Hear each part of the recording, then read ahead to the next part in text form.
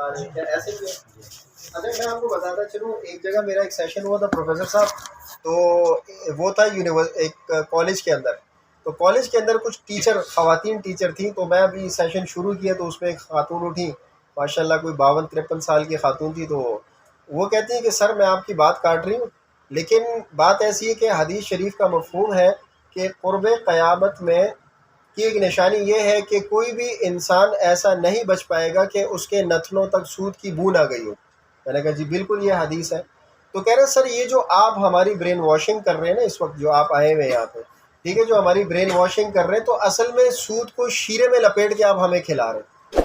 ٹھیک ہے، یہ وہی ہے کہ وہ جو اب ہمارے نتنوں تک جو بو پہنچنی ہے وہ ایسے پہنچے گی کیونکہ آپ ہماری برین واشنگ کر رہے ہیں، لہٰذا جو ہے اب ہم اس کو حلال سمجھ کے کھائیں گے، اور وہ حدیث جو ہے بس وہ تو فٹ بیٹھ رہی ہے یہاں پہ. تو میں نے کہا اچھا، میں نے کہا میڈم مجھے صرف یہ بتا دیں کہ سود کی تعریف کیا ہے. ٹھیک ہے، تو یہ تو ماشاءاللہ کیونکہ ان کا زیادہ وقت کتابوں اور ان چیزوں سے رہا ہے تو انہوں نے تو اس چیز کو بڑے اچھے طریقے سے بتایا. تو وہ محترمہ فرماتی ہیں کہ جی بغیر نقصان کے نفع کا آنا سود ہے. ٹھیک ہے، یہ ان کی تعریف تھی کہ بغیر نقصان کے نفع کا آنا سود ہے. میں نے ان سے کہا، میں نے کہا اچھا میڈم فرض کریں وراثت میں آپ کو ایک گھر ملا ہے، وہ گھر 3 منزلہ ہے، آپ نے وہ تینوں منزل رینٹ پہ دے دیے. ٹھیک ہے، اب ہر مہینے 1 تاریخ کو آپ کے اکاؤنٹ میں جو ہے نا وہ پیسے گر جاتے ہیں، تو کیا یہ حرام، یہ سود ہے؟ انہوں نے کہا نہیں یہ تو رینٹ ہے، میں نے تو رینٹ پہ چڑھا ہے. میں نے کہا آپ نے جو تعریف کی کہ بغیر نقصان کے نفع کا آنا سود ہے، تو میں نے کہا یہاں تو آپ کا کسی قسم کا نقصان نہیں ہو رہا. تو تھوڑا سا وہ سوچ میں پڑ گئی. تو میں نے پھر کہتی نہیں، بغیر محنت کے نفع کا آنا جو ہے وہ سود ہے. تو میں نے کہا میڈم میں پھر اسی سینیریو کو دوبارہ دہراؤں گا کہ اس میں آپ کی محنت کہاں لگی ہے؟ بھئی آپ کو تو وراثت میں گھر ملا تھا، آپ نے رینٹ پہ کر دیا، تو میں نے کہا اس میں آپ کی محنت کہاں لگی ہے؟ پھر وہ خاموش ہو گئے. تو میں نے ان سے عرض کیا کہ میں نے کہا بحیثیت مسلمان یہ ہمارا بہت بڑا المیہ ہے کہ مجھے صرف یہ پتا ہے کہ سود حرام ہے، سود جو ہے اس کی یہ وعیدیں ہیں، لیکن اصل میں وہ سود ہے کیا، یہ چیز مجھے نہیں پتا. تو جب ہم نے ان کے سامنے یہ باتیں رکھی ہیں، پھر سود کے اوپر پراپر ڈیفینیشن جو آگے ہم اس میں پڑھیں گے بھی، وہ ساری چیزیں جب ان کو سمجھائی تو وہ کہتے ہیں اچھا یہ ایسے ہوتا ہے. تو میں نے ان سے کہا کہ دیکھیں ماشاءاللہ آپ ایسے لوگ ہیں جو ٹیچرز خاص طور پہ، جیسے یہ علماء ہیں، یہ ٹیچرز بھی علماء کی ہی جگہ پہ ہیں. کیوں؟ آپ کے سامنے 50 بچہ بیٹھا ہوا ہے، 100 بچہ بیٹھا ہوا ہے، اگر آپ کا اپنا مائنڈ سیٹ ایک چیز کے اوپر کلیئر ہے، آپ اس کو اچھی طریقے سے انڈرسٹینڈ کر رہے ہیں، تو آپ آنے والے 100 بچوں کی فیوچر کو اس طریقے سے بنا رہے ہیں.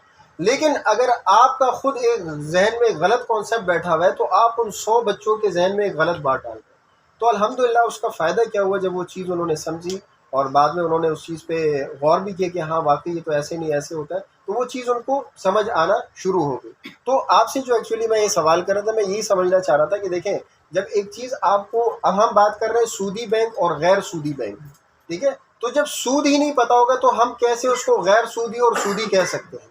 ٹھیک ہے، تو کم سے کم اگر مجھے اور آپ کو ہمیں یہ چیز بیسک پتہ ہے کہ جی سود کیا ہے، تو اس کے اوپر آگے جو ہے نا وہ بات ہو سکتی ہے. اگر ہم تھوڑا سا بینک کی طرف آئیں یا بینک سے بھی پہلے ایک بات کریں، تو ایکچولی معیشت کے اوپر بات ہوتی ہے کہ دیکھیں بینک جو ہے وہ معیشت کا بہت ایک چھوٹا سا پارٹ ہے. بینک جو ہے آپ کی پوری جو دنیا کی اکانومی ہوتی ہے اس کے اندر بہت ایک چھوٹا سا پارٹ ہے. اور اس کا کام کیا ہوتا ہے کہ جی ان سے پیسہ لو جن کے پاس زیادہ ہے، اور جن کو ضرورت ہے ان کو پیسہ دو. اس کا بیسک کام یہ ہے.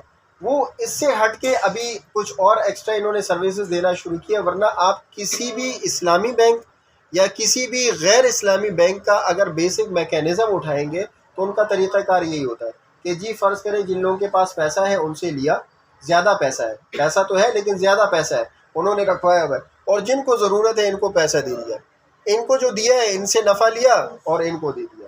تو یہ ہر بینک، میں نے وہی آپ سے عرض کی، چاہے وہ سودی ہے وہ غیر سودی، تو وہ یہ کام کر رہا ہے.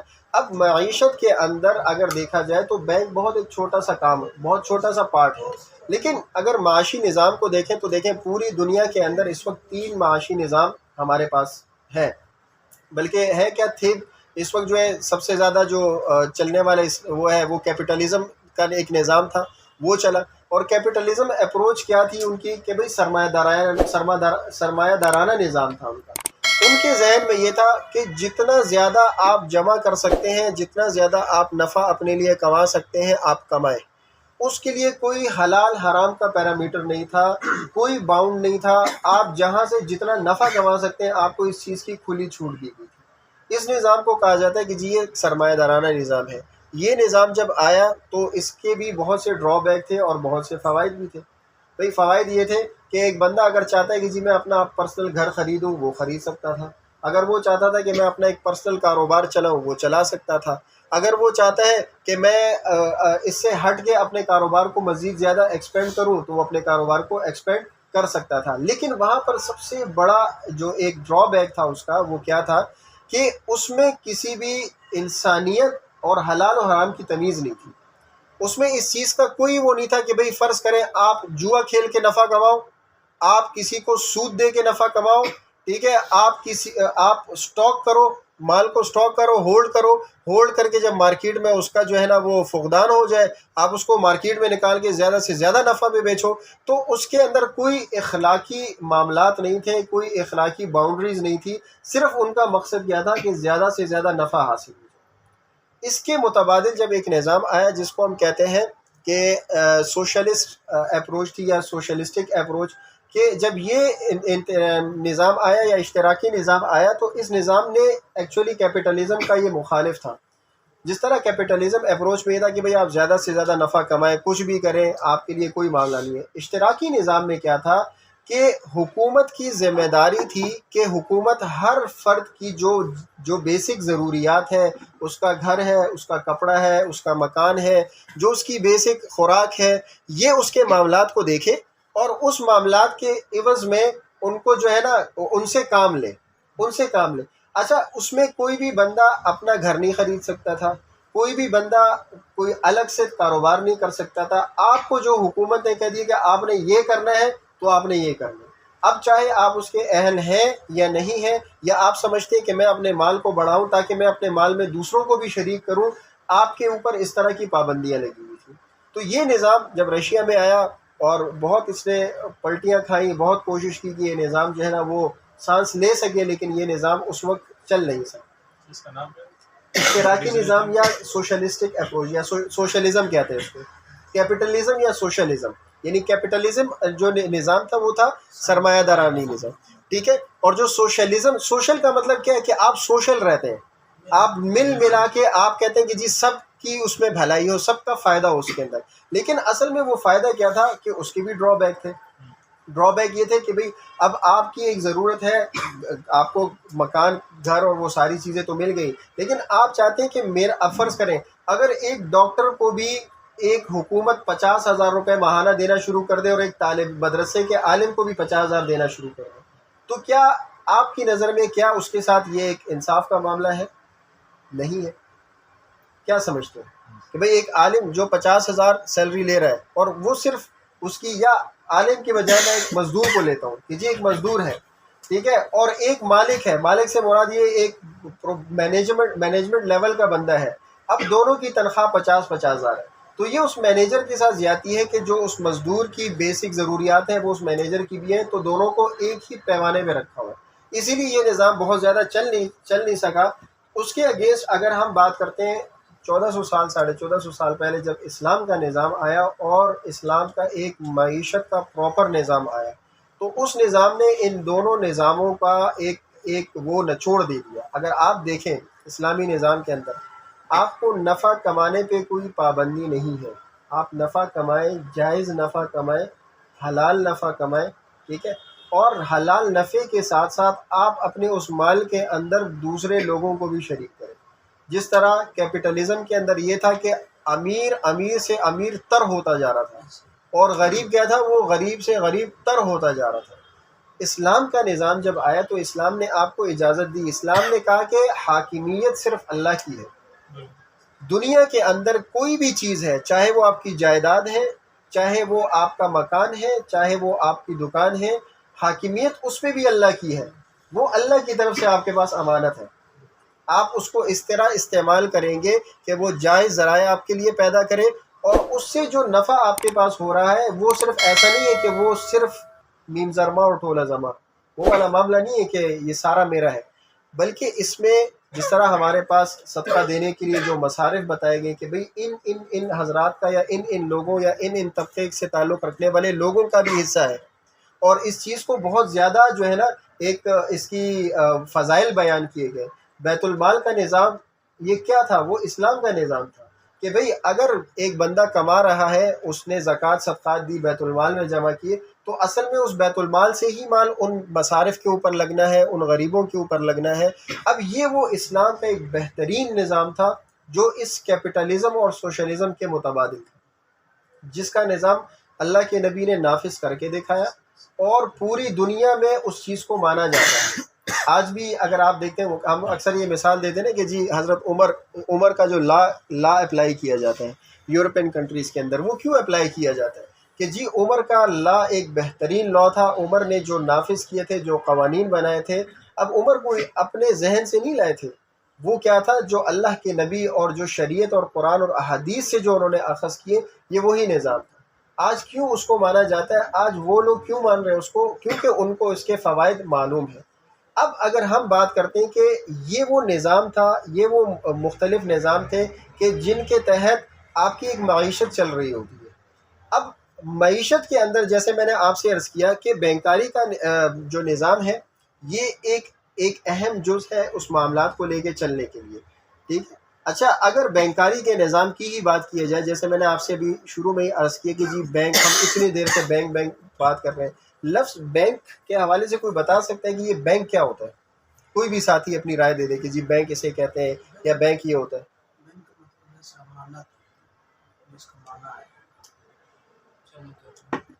بینک کا مطلب ہے امانت رکھنا، ٹھیک ہے، یہ بھائی کہہ رہے ہیں امانت رکھنا۔ اور کوئی ساتھی؟ کسی بھی چیز کا مجموعہ ہونا۔ کسی بھی چیز کا مجموعہ ہونا۔ اور کوئی ساتھی؟ آپ کی اپنی ایک ذہن کیا کہتی ہے؟ غلط بتائیں، کوئی مسئلہ نہیں، غلط بتائیں، صحیح بتائیں۔ آج ہم بیٹھے اس غلط کو صحیح کرنے کے لیے کہ اگر آج آپ کے ذہن میں کوئی غلط چیز ہے یا غلط اشکال ہے، ہم اس کو درست کرنے کے لیے بیٹھے ہیں۔ آپ کا ذہن کیا مانتا ہے کہ بینک کسے کہتے ہیں؟ ہر وہ چیز جو ایک باؤنڈری کے اندر۔ ٹھیک ہے، ٹھیک ہے، یہ بھی ایک تعریف ہے کہ جی ہر وہ چیز جو باؤنڈری کے تعریف ہو، آپ اس کو بینک کہہ سکتے ہیں۔ بھائی نے بتایا کہ جی وہ کسی چیز کا مجموعہ جو ہے اس کو بینک کہا جاتا ہے۔ بھائی نے کہا کہ جی امانت جو ہے نا رکھوانا، یا کسی بھی ادارے میں جو ادارہ امانت رکھتا ہے اس کو ہم بینک کہتے ہیں۔ اور کوئی ساتھی؟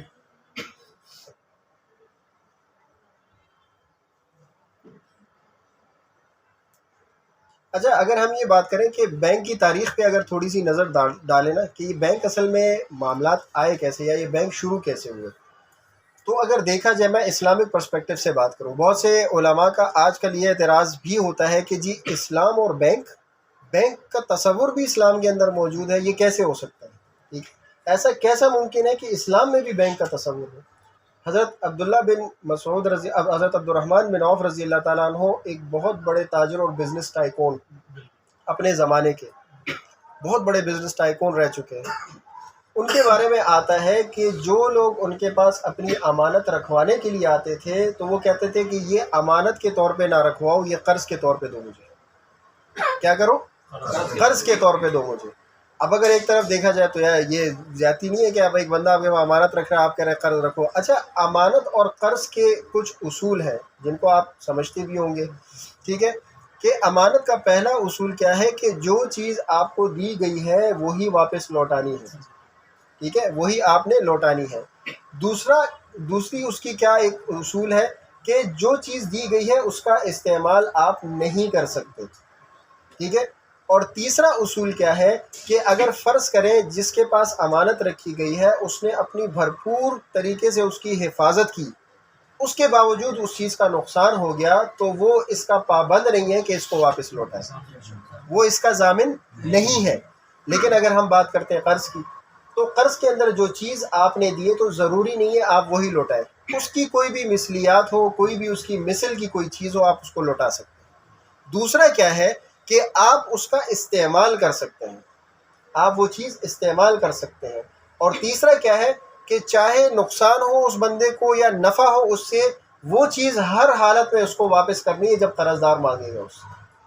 تو عبد الرحمن بن عوف نے یہ شرط کیوں لگائی کہ بھئی آپ امانت کے طور پہ نہ رکھیں؟ اس کا فائدہ کیا تھا کہ جن لوگوں نے قرض کے طور پہ رکھوایا، اب وہ بزنس ٹائکون ہے، ان کو بزنس آتا ہے، تجارت آتی ہے، وہ اسی پیسے کو کاروبار میں لگاتے، جہاں ضرورت ہوتی وہاں سے نفع کماتے، ٹھیک ہے، اور نفع کمانے کے بعد اگر کہیں نقصان ہو گیا تو ان کا نقصان، ٹھیک ہے، نفع ہو گیا تو ان کا نفع، اور کیا ہوتا تھا جب ضرورت ہوتی تھی دینے کی تو ان کو واپس کر دیتے تھے۔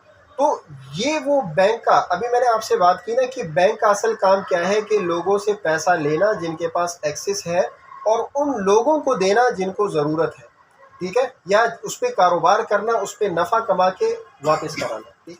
تو بینکنگ کا نظام اس وقت بھی ایک شکل میں موجود تھا، لیکن اس کا نام بینک نہیں تھا، اس ماڈل کا نام بینک نہیں تھا، ٹھیک ہے، اس ماڈل کو ہم بینک نہیں کہہ سکتے تھے، لیکن ایک نظام ایسا ضرور موجود تھا۔ اب اگر ہم بات کرتے ہیں کہ جی لفظ بینک کے اوپر، جیسے بھائی نے کہا کہ جی بینک کا لفظ جو ہے یہ ڈھیر یا کسی چیز کا جمع کرنا، جس وقت یہودی یعنی جب روپیہ اور کرنسی یہ نہیں ہوا کرتے تھے، تو جن لوگوں کے پاس سونا ہوتا تھا یا جو بھی تاجر برادری ہوتی تھی وہ کیا کرتی تھی، فرض کریں میں نے مال خریدنا ہے قائد آباد میں جا کے، تو میں اپنے ساتھ 2-3 کلو 5 کلو سونا بوری میں ڈالوں گا، اور میں جاؤں گا اس بندے سے مال خریدوں گا، سونا ادھر چھوڑوں گا، پھر مال لے کے آ جاؤں گا۔ تو یہ ایک معاملات پہلے اس طرح چل رہے ہوتے تھے۔ تو پھر ایسا ہوا کہ بہت سے لوگوں کے پاس جب یہ سونا ہوتا تھا ایکسس سونا، وہ کیا کرتے تھے، وہ اپنا یہ سونا سونار کے پاس رکھواتے تھے کہ یار یہ آپ اپنے پاس رکھیں، جب مجھے ضرورت ہوگی میں آپ سے لے جاؤں گا۔ ایک تو یہ ہوگا کہ آپ کے پاس سیف ہوگا، ٹھیک ہے، اس کا میں کچھ آپ کو پے کروں گا تو آپ اس کو صحیح طریقے سے اس کی حفاظت بھی کریں گے، اور سونا بھی میرا محفوظ رہے گا۔ تو سونار نے دیکھا کہ یار میرے پاس ایسا سونا اکثر لوگوں کا پڑا رہتا ہے، اور وہ کئی سالوں پڑا رہتا ہے کہ وہ بندہ لینے ہی نہیں آتا۔ تو انہوں نے کیا، اچھا جس وقت سونا رکھوایا جاتا تھا تو رکھوانے کے بعد ایک پرچی دی جاتی تھی ایک کاغذ کے اوپر کہ جی آپ کا اتنا سونا میرے پاس موجود ہے، اور بوقت ضرورت جب مانگنے آئیں گے تو ہم آپ کو ادا کر دیں گے۔ جیسے آج بھی کاغذ کے نوٹ پہ اس طرح لکھا ہوتا ہے نا کہ آپ کا حامل حاضہ کو مطالبے پہ ادا کیا جائے گا، ٹھیک ہے، تو اس طرح کا ایک نوٹ بنا کے دیا جاتا تھا کہ جی کہ جب آپ آئیں گے یا جو بھی یہ نوٹ لے کے آئے گا تو وہ ہم اس کو دے دیا کریں گے۔ تو اس وقت کیا ہوا کہ جو تاجر تھے ان کے لیے ایک سہولت کا معاملہ ہو گیا کہ بجائے اس کے کہ میں نے فیصل آباد سے مال خریدنا ہے، ٹھیک ہے، میں یہاں سے سونا جو ہے ٹرک میں بھر کے لے کے جاؤں اور وہاں بیچوں، وہ کیا کرتے تھے، وہی کاغذ لے کے جاتے تھے، اس بندے کو دے دیا، اس سے مال اٹھایا اور آ گئے۔ اب یہ چٹھی گھومتی گامتی یا تو وہ بندہ لے آئے یا اس نے آگے کسی اور کو دیا، تیسرے چوتھے کو دیا، وہ آئے گا، اگر اس کو سونے کی ضرورت ہوگی اسی سونار سے وہ سونا لے کے اتنے کا لے کے چلا جائے گا۔ تو سونار، اس وقت کے جو سونار تھے، ساہوکار تھے، انہوں نے جب یہ دیکھا یار یہ تو بڑا ایک بہترین کام ہے، ٹھیک ہے، اب لوگ آ رہے ہیں سالوں سال میرے پاس سونا پڑا ہوا ہے، لوگ لینے نہیں آتے۔ فرض کریں اگر اس کے پاس 100 کلو کا سونا موجود ہے تو اس نے 150 کلو کی پرچیاں بنا دی، 150 کلو سونے کی پرچیاں بنا دی۔ کیوں؟ اس نے تو پرچی بنا کے دے دی مارکیٹ میں، اب وہ چل رہا ہے، معاملات چل رہے ہیں، ٹھیک ہے، ان کے معاملات سیدھے ہو رہے ہیں۔ ایسے دور میں، ایسے وقت میں جب تھوڑے سے حالات بگڑے اور لوگوں کو یہ ہوا کہ یار جیسے اکثر آج کل وہ ہوتا ہے نا بینکوں میں بھی، کبھی آپ سوشل میڈیا پہ سنتے ہیں کہ جی اسٹیٹ بینک نے کہہ دیا کہ جی 5 لاکھ سے اوپر کسی کو نہیں ملیں گے، تو سب لوگ آ گئے، سر یہ تو ہم نے تو 1 کروڑ رکھا ہوا ہے تو آپ 5 لاکھ کے اوپر ہمیں واپس دیں گے نہیں، ہے کیا معاملہ ہو گیا، ایک افواہ جیسے چل جائے۔ تو کیا ہوا، جب حالات بگڑے تو بہت سے لوگ آئے ان ساہوکاروں کے پاس کہ بھئی ہمارا پیسہ واپس کریں۔ اب ایسے حالات میں معاملہ کیا تھا کہ اس کے پاس پڑا ہوا تھا 100 کلو اور پرچی آ گئی 150 کلو کی کہ جی اب ہمارا سونا واپس کریں۔ تو ایسے لوگ جو اس طرح کے معاملات چلا رہے تھے وہ بینکرپٹ ہونا شروع ہو گئے، وہ سونار کیا تھے، وہ بینکرپٹ ہونا شروع ہو گئے۔ اس وقت جو سونار ہوتے تھے نا وہ ایک بینچ کے اوپر بیٹھا کرتے تھے اور بینچ کے اوپر بیٹھ کے یہ معاملات کرتے تھے۔ جو بینکرپٹ ہوتا تھا تو اس وقت کا یہ ایک نظام تھا کہ اس بینچ کو توڑ دیا جاتا تھا۔ یہ جو بینکرپسی کا جو لفظ ہے نا یہ وہاں سے چلا ہے کہ اس کا بینچ کرپٹ کر دیا، بینچ کو توڑ دیا، اس کا مطلب اب یہ بینکرپٹ ہو گیا، ٹھیک ہے۔ جب یہ معاملات چلنا شروع ہوئے تو یہ کاغذ کا وجود آ گیا، مارکیٹ کے اندر سے سونا ہٹا اور کاغذ کا وجود آپ کے سامنے آنا شروع ہو گیا۔ پھر لوگوں نے کیا کیا کہ اس کاغذ کو ایکسیپٹ کرنا شروع کر دیا کہ جی یہ کاغذ ہے اور یہی کاغذ ایکچولی ٹوکن منی ہے، اور اس ٹوکن کے مطلب اس کو اعتباری رقعہ کہتے ہیں، یا جس کے اوپر وہ لوگ اعتبار کرتے تھے کہ یار ہاں یہ ٹھیک ہے یہ چل جائے گا۔ وہ کیا کرتے تھے، اب وہ مارکیٹ میں آنا شروع ہو گیا، میں نے بھی اس کو ایکسیپٹ کیا، آپ نے بھی ایکسیپٹ کیا، اگلے بندے نے بھی ایکسیپٹ کر لیا۔ تو وہاں سے پیچھے سونا غائب ہو گیا اور آپ کے فرنٹ کے اوپر جو ہے نا آپ کے پاس کیا ایک کاغذ کی صورت میں معاملہ آنا شروع ہو گیا. اور اس کے بعد بینک کی ابتدا کس طریقے سے ہوئی کہ وہ جو جو اس طرح کے ساہوکار تھے وہ کیا کرتے تھے, وہ بعض لوگوں کو یہ سونا قرض کے طور پہ دے دیتے تھے. ٹھیک ہے, کیوں, ان کے پاس سالوں سال پڑا ہوتا تھا. وہ کیا کرتے تھے, آپ آئے, انہوں نے کہا کہ اچھا تمہیں قرض چاہیے, تم ایک کام کرو, میں تمہیں 1 کلو سونا دے رہا ہوں, اس کے بدلے 1.5 کلو یا 2 کلو کا پیسہ تم مجھے واپس کرو گے جب آپ کو ضرورت, مطلب واپسی کرنے آؤ گے. اب وہاں انہوں نے کیا کیا کہ جن کے پاس زیادہ سونا یا زیادہ پیسہ تھا ان سے لینا شروع کر دیا, اور جن کو ضرورت تھی ان کو دینا شروع کر دیا. اچھا, جب لوگوں کو پتہ چلا نا کہ یار ہمارا سونا ہم سے ہی لے کے وہ کما رہے اور کھا رہے ہیں, یہ تو بڑا مسئلہ ہو گیا. تو لوگوں نے کہا کہ بھائی اگر آپ کما رہے ہو تو ہمیں بھی اس میں سے نفع دو گے, ہمیں بھی اس میں سے حصہ دو گے. وہ لوگ بھی تھوڑا ہوشیار ہو گئے کہ یار ہم سے سونا لے کے وہ نفع پہ نفع کما رہا ہے. تو انہوں نے کہا کہ اب ہمارا پیسہ یا ہمارا سونا جو ہے وہ آپ کے پاس امانتاً نہیں پڑا ہوگا, بلکہ وہ ایک انویسٹمنٹ کے طور پہ, ایک قرض کے طور پہ دیا ہوگا, اور اس کے اوپر ایک خاص مخصوص لاگت آپ نے ہمیں واپس کرنی. تو یہ جو بینکنگ کا نظام اگر دنیاوی اعتبار سے اور اس نظام کے اعتبار سے دیکھا جائے تو یہ نظام چلنا شروع ہے. جب یہ نظام شروع ہوا تو چیک کی ابتدا ہو گئی. کیوں, کاغذ کو ہم نے ایکسیپٹ کر لیا, روپے کو ایکسیپٹ کر لیا. جب مارکیٹ میں صرف روپیہ چلنے لگا, اب آپ کیا کرتے ہیں, جب آپ بینک میں جا کے چیک دیتے ہیں تو چیک کا مطلب کیا ہے, اب فرض کریں میں نے بھائی سے مال خریدا ہے, اب خریدنے کے بعد انہی کا پیسہ بینک میں پڑا ہوا ہے اور یہی مجھے ایک چیک کاٹ کے دے رہے, میں ان کو دیتا ہوں, وہ مجھے پیسے دے دیتے. تو یہ وہی نظام تھا جو اس وقت کے ساہوکار تھے, اس وقت کے جو سونار نے ایک نظام لائے تھے, یہ وہی نظام چل رہا ہے. ٹھیک ہے, یہ وہی معاملات چل رہے ہیں. کیا ہوا, اس کو نام دے دیا بینک, اس کو نام دے دیا, اس ادارے کو نام دے دیا بینک, یا جرمنی لفظ میں اس میں بینکیو کا لفظ استعمال ہوتا ہے. جیسے بھائی نے بتایا نا کہ بینک یا بینکیو یہ لفظ ہوتا ہے ڈھیر کے لیے. کسی بھی چیز کا ڈھیر جو ہے نا اس کے لیے بینک کا لفظ استعمال کیا جاتا ہے. جیسے مثال دیتا ہوں, جو لوگ آج بھی اعتراض کرتے ہیں نا کہ یار اسلامی بینک, یار اسلام بینک کے ساتھ بھی اسلام لگ سکتا ہے, تو میرا ان سے ایک سوال ہوتا ہے کہ بلڈ بینک کیا یہ جائز ہے یا ناجائز ہے؟ ٹھیک ہے, جب آپ کا مریض ایسی حالت میں ہوتا ہے, آپ سے کہا جاتا ہے کہ جی بلڈ کی اشد ضرورت ہے, تو آپ کہاں بھاگتے ہیں, بلڈ بینک. تو پھر تو آپ کو وہاں سے بھی نہیں لینا چاہیے, کیوں, بینک ہے بھائی, بینک کا لفظ ہے اس کے ساتھ.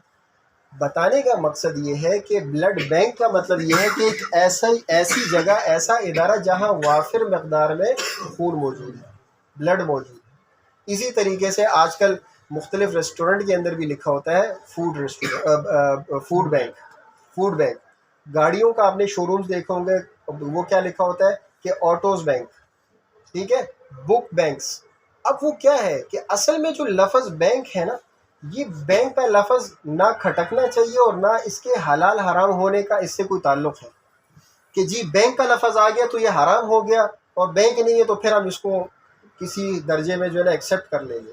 تو بینک کا اصل نام یا اصل مطلب مفہوم یہ ہے کہ کسی بھی چیز کا ڈھیر یا وافر مقدار میں اس چیز کا موجود ہونا. تو یہاں ان اداروں کو نام جو بینک دیا گیا ہے وہ اس لیے کہ یہاں پہ آپ کو روپیہ, پیسہ یا جو مال ہے وہ وافر مقدار میں ملتا ہے, اس لیے ان اداروں کا نام کیا رکھا گیا کہ جی یہ بینک ہے. ٹھیک, اب اگر آپ سے کوئی یہ بات کرتا ہے کہ جی یہ بینک جو ہے یہ جائز ہے یا ناجائز ہے, تو آپ ان کو یہ چیز بہت اچھے طریقے سے سمجھا سکتے ہیں کہ بینک اپنے اندر خود کوئی حلال یا حرام چیز نہیں ہے.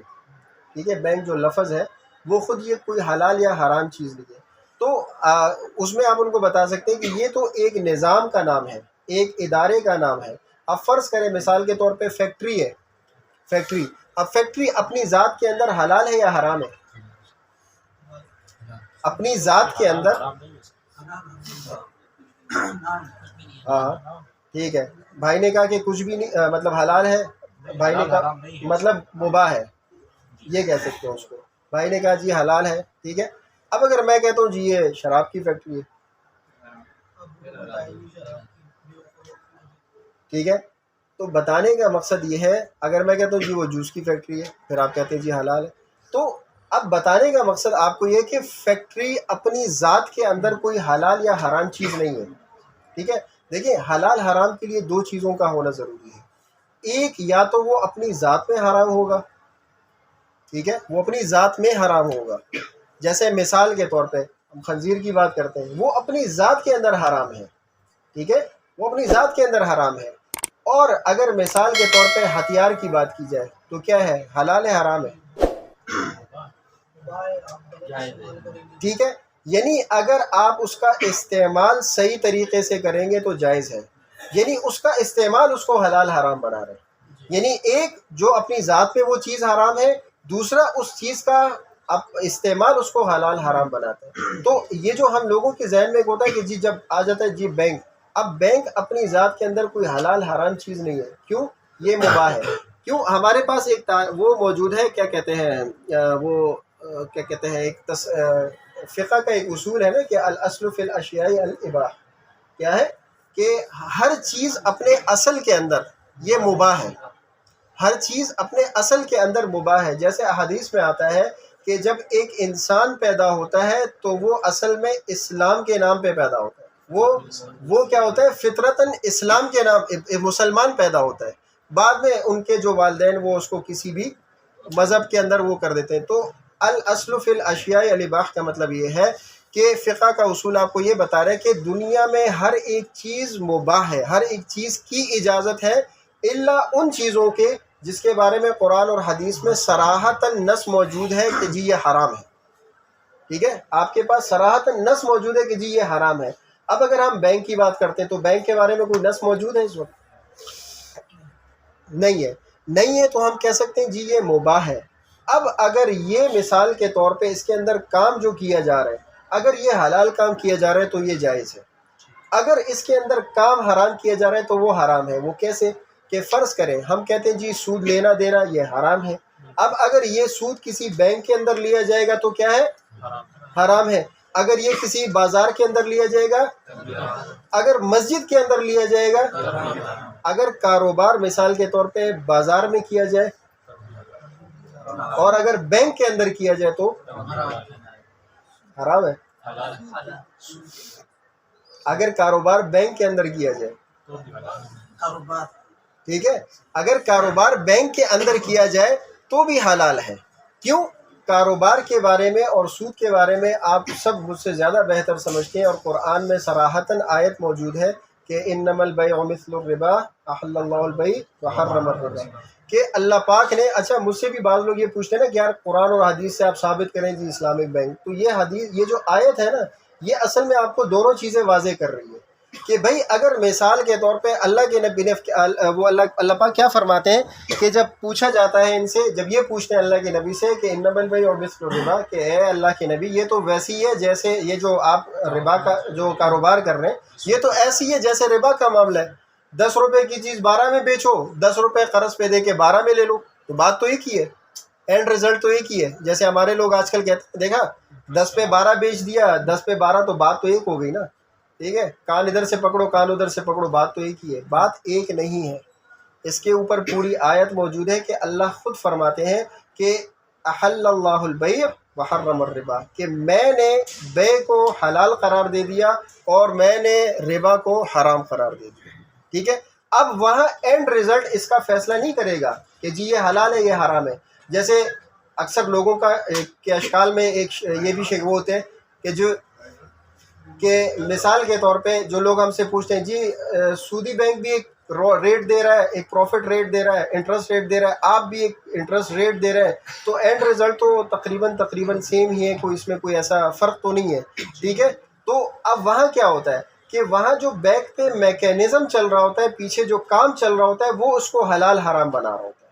کیسے کہ وہاں پہ اگر سودی بینک کا نظام دیکھا جائے تو وہ قرض لے رہا ہے اور قرض دے رہا ہے، قرض کے اوپر ایک خاص متعین نفع لے کے اگلے جن سے لیا ان کو دے رہا ہے۔ اسلامک بینک میں اگر پیسہ لے رہا ہے تو وہ بطور مضارب ایک شراکت داری کے نظام کے مطابق لے رہا ہے، اور آگے جن کو دے رہا ہے آگے وہ کاروبار کے معاملات سے دے رہا ہے۔ فرض کریں ایک بندہ ہے، اس کو پیسہ چاہیے کاروبار کے لیے، تو ایسا نہیں ہے کہ بینک اس کو قرض دے گا۔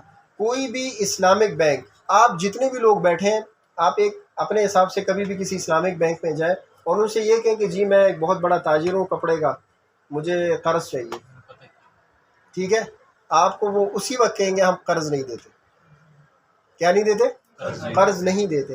اگر میں میکینزم کی بات کروں نا، جیسے میں نے آپ سے ابھی عرض کیا اصل میں آپ لوگوں کے پاس سلائیڈ کا وہ سسٹم نہیں، ورنہ میں آپ کو ایک سلائیڈ دکھاتا کہ دیکھیں جیسے ہم نے ابھی بات کی کہ بینک اصل میں کیا کرتا ہے کہ لوگوں سے قرض لیتا ہے اور ایک خاص شرح کے اوپر وہ جو ہے نا آگے دیتا ہے اور ان سے نفع لے کے ان کے ساتھ نفع تقسیم کرتا ہے. یہ ایک بینک کا کام ہوتا ہے. اسلامک بینک بھی اسی طریقے سے کام کر رہا ہے. فرض کریں اگر سودی بینک میں ایک بندہ 100 روپے بندے سے لیتا ہوں، میں ایک سودی بینک ہوں مثال کے طور پہ، میں نے آپ کا نام کیا ہے؟ عزیز بھائی سے میں نے 100 روپے لی اور عزیز بھائی کو میں نے کہا میں آپ کو 105 روپے واپس کروں گا، اور میں نے آگے بھائی کو دے دیا. آپ کا نام کیا ہے؟ یعقوب بھائی کو. میں نے یعقوب بھائی کو کہا کہ بھائی میں آپ کو یہ 100 روپے دے رہا ہوں قرض، بطور قرض، ان سے بھی بطور قرض لیا اور ان کو بھی بطور قرض دے رہا ہوں، اور ان کو میں نے کہا کہ جی 110 روپے آپ نے واپس کرنے ہیں. ٹھیک ہے، اب 110 ان سے میں نے لیے.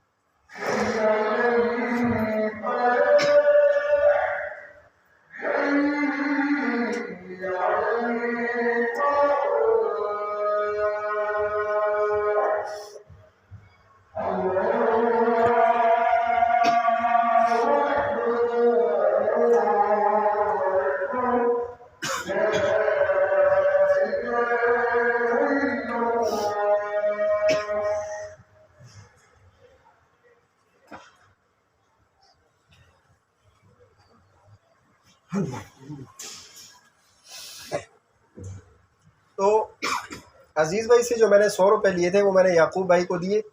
110 روپے جب ان سے مجھے ملے تو میں نے کیا کیا، 5 روپے اپنے پاس رکھے اور 105 روپے عزیز بھائی کو دے دیے. ٹھیک ہے، واپسی دے دیے. اب میں اسلامک بینک کے طور پہ آتا ہوں کہ میں بحیثیت ایک اسلامک بینک عزیز بھائی سے 100 روپے لیتا ہوں اور ان سے کہتا ہوں کہ متوقع نفع میرا یہ ہے کہ 5 روپے کے آس پاس ہی ہوگا.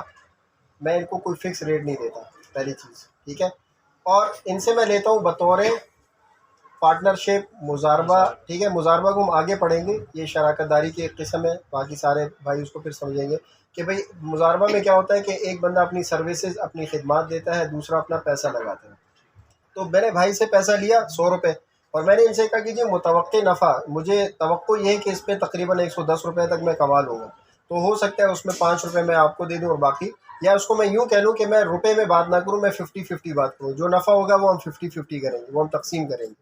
میں نے کیا کیا، عزیز بھائی میرے پاس آئے، انہوں نے کہا کہ یار میں جو ہے نا فرض کریں ایک موبائل لینا چاہ رہا ہوں، اور موبائل ہے 100 روپے کا، تو مجھے یہ موبائل چاہیے. میں کہتا ہوں ٹھیک ہے کوئی مسئلہ نہیں ہے، میں یہ 100 روپے کا موبائل خریدتا ہوں اور آپ کو 110 روپے میں بیچ دیتا ہوں.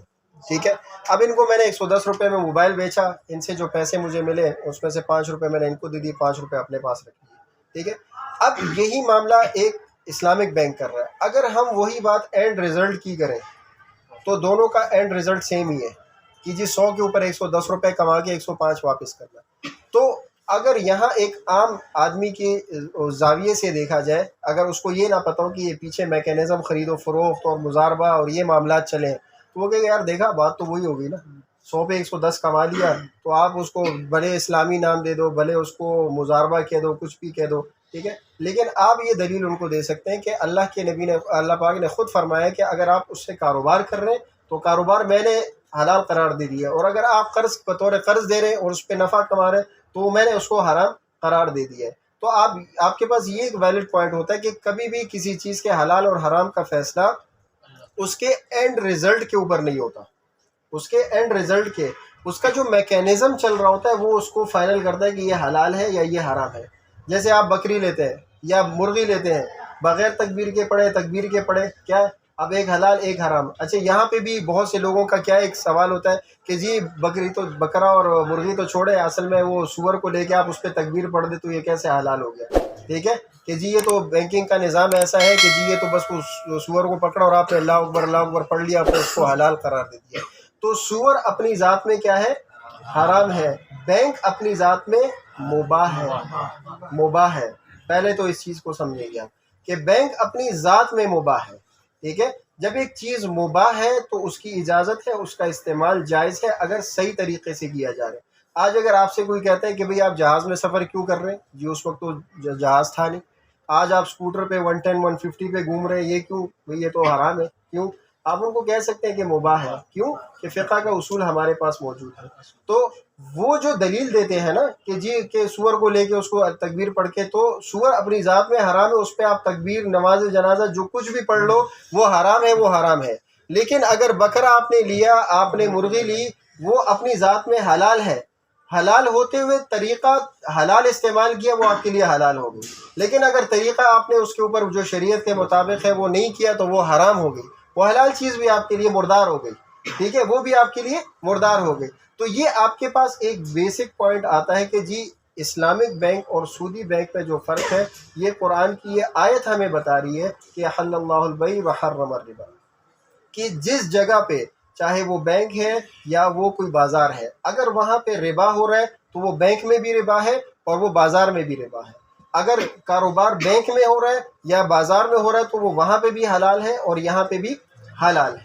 ٹھیک ہے، تو اچھا اس میں یہ ہے کہ ہم جب آگے بات کریں گے، کیونکہ آگے پراپر پورا بینکنگ کے ایک نظام کو سمجھنے جا رہے ہیں، تو اس میں ہوتا کیا ہے کہ جتنے بھی کرنٹ اکاؤنٹ ہوتے ہیں، آپ کی اپنی اس میں کیا ہے کہ جو کرنٹ اکاؤنٹ آپ اپنا کھلواتے ہیں وہ کس اس کے کانٹریکٹ کے تحت کھلواتے ہیں. آپ جب بینک کے پاس پیسہ رکھتے ہیں تو آپ کیا سمجھ کے رکھتے ہیں کہ آپ انویسٹمنٹ کر رہے ہیں، قرض دے رہے ہیں، امانت رکھوا رہے ہیں؟ کیا کس اس میں ہوتا ہے آپ کا کیا سمجھتے ہیں آپ؟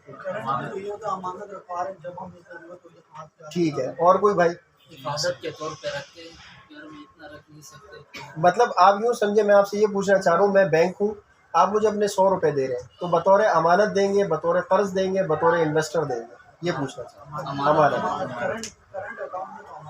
ٹھیک ہے، حضرت آپ کیا کہتے ہیں اس بارے میں؟ کرنٹ اکاؤنٹ میں جو ٹھیک ہے، میں صرف اس وقت کرنٹ کی بات کروں گا، سیونگ پہ آ رہا ہوں. کرنٹ اکاؤنٹ اگر آپ، ہاں مطلب آپ کہتے ہیں جی امانتاً رکھا ہوا ہمارا پیسہ. حضرت آپ اس کو کیا سمجھتے ہیں؟ امانت سمجھتے ہیں کہ جی امانت کے طور پہ یہ امانتاً رکھا ہوتا ہے پیسہ، یا یہ قرض کے طور پہ رکھا ہوتا ہے؟ ماشاءاللہ بہت اچھی باتیں سامنے آئی جو کہ ہمارے لیے نہیں تھی پتہ. لیکن بینک کے اندر آپ نے کہا کہ کاروبار، بینک کے اندر کس چیز کا کاروبار ہے؟ آ رہے ہیں حضرت، اس پہ بھی آ رہے ہیں. آپ کا یہ ٹاپک جی وہ ایک دن میں آپ حضرت ایک دن میں آپ نے سارا علم لے لیے تو میں پھر کل تو نہیں ہوں گا